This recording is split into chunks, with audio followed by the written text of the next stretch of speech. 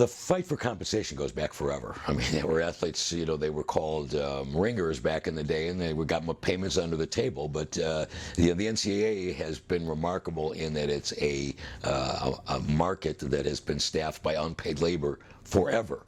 And the term student athlete really has nothing to do with student or athlete. It was a way for the NCAA to avoid being hit with worker compensation claims. So they've always been a very self-serving organization.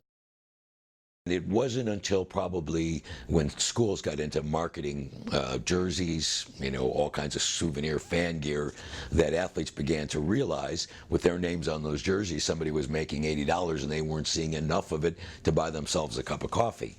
So they began looking at ways to use the legal system to try to get their hands on some of that money. And surprisingly, the courts were very reluctant to do that.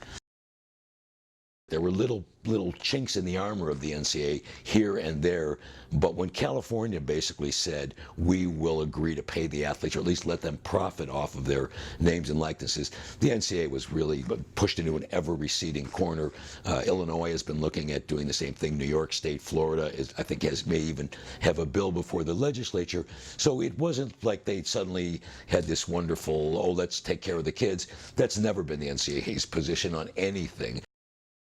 I think the second-tier athletes, the kids who are very good, who have an outside shot maybe at a professional career, but are really inclined to benefit right away, they'll want to stay either home where they've got a reputation, or they'll want to go to a market, as I said, Los Angeles, Chicago, New York, Miami, where they stand a chance to get a car. You know, they'll do an ad for a car dealer.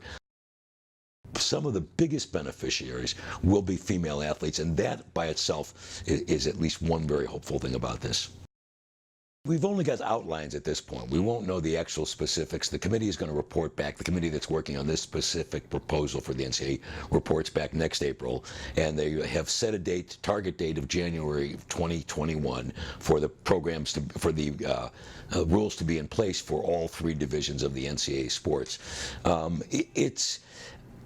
It's hard to say at this point how monumental or small this ripple will end